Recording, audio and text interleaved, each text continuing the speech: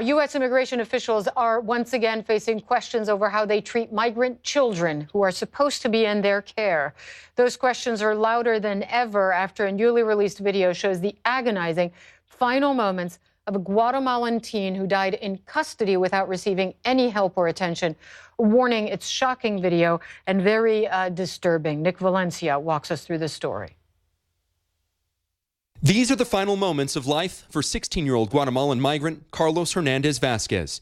The video is not only disturbing to watch, it calls into question the official narrative released by Border Patrol after the teen's death in May.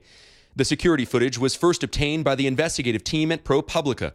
In the surveillance video from the early morning hours of May 20th, the Guatemalan teen, who was diagnosed with the flu and 103-degree fever, can be seen inside his cell at a Border Patrol station in Weslaco, Texas.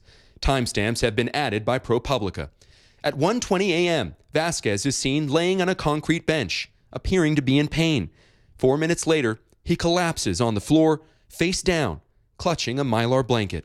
After more than 10 minutes and with seemingly no one responding, the teen picks himself up and appears to prop himself against a toilet inside the cell.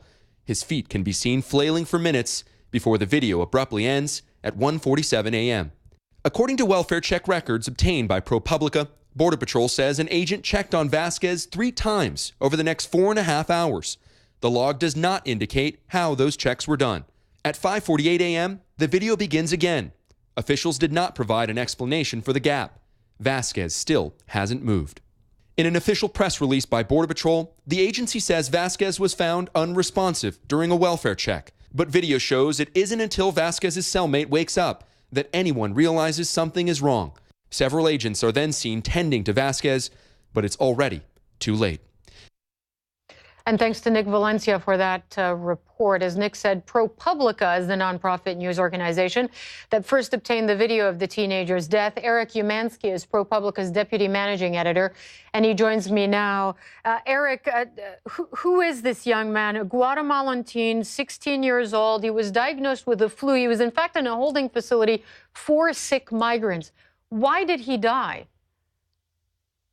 Thanks for having me. So, Carlos Hernandez Vasquez, as you've said, a 16-year-old boy. He made his way up from Guatemala. He came with his sister, actually, who's an adult, and they crossed the border.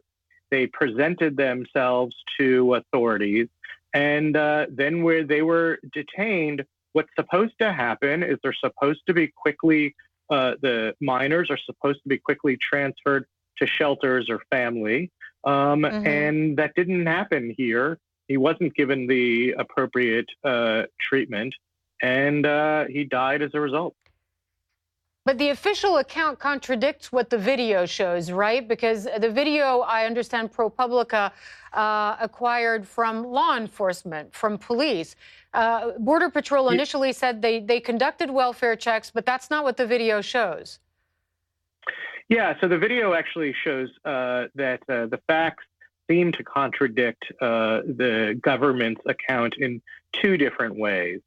One is that in the government said that they were, as you've noted, were doing repeated wellness checks, is what they call them, and then during one of those wellness checks, the boy was found. In fact, what we see from the video is, though a log shows that somebody, noted welfare checks had been done, the boy, Carlos, collapsed and his body stopped moving hours before he was discovered. So that's one thing. If they were conducting wellness checks, they weren't very good wellness checks because they didn't notice that he had stopped moving and was splayed on the ground.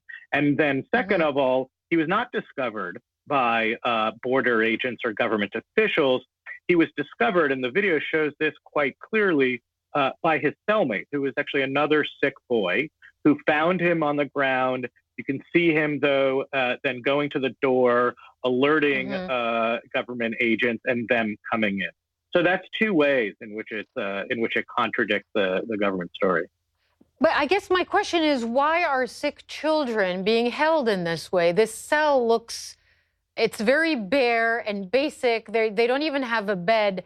If these boys are ill and so severely ill that they might even die from some sort of respiratory infection or pneumonia, or I'm not sure exactly what killed this young man, but something severe enough that he lost his life, why are they held in such conditions? What do Border Patrol officials say about that? Well, border officials have a few specific answers for this. They say, for example, that they were mistaken about his age, and that delayed his transfer. They also are not getting into details about this case because they say it's under investigation.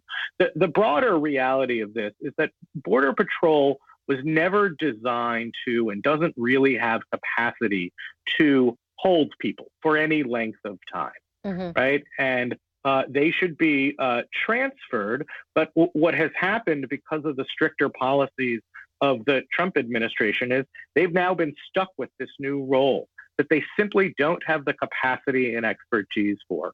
One of the things we noted is that last year there were 20 medical staff working for Border Patrol across about 2,000 miles, right? And you can do the math. That's not a lot of staff. You end up having some real failures here. And in this case, you know, a nurse had said he should have been checked on. It was written down in her orders. He was not apparently checked on. They said if he got worse or even remained the same, he should go to the hospital. He did not go to the hospital. He was instead transferred to another facility that was a quarantine for other kids with the flu. Right. And you tweeted that there's more to come in this investigation. What is ProPublica working on in terms of how some of these kids are held in border facilities?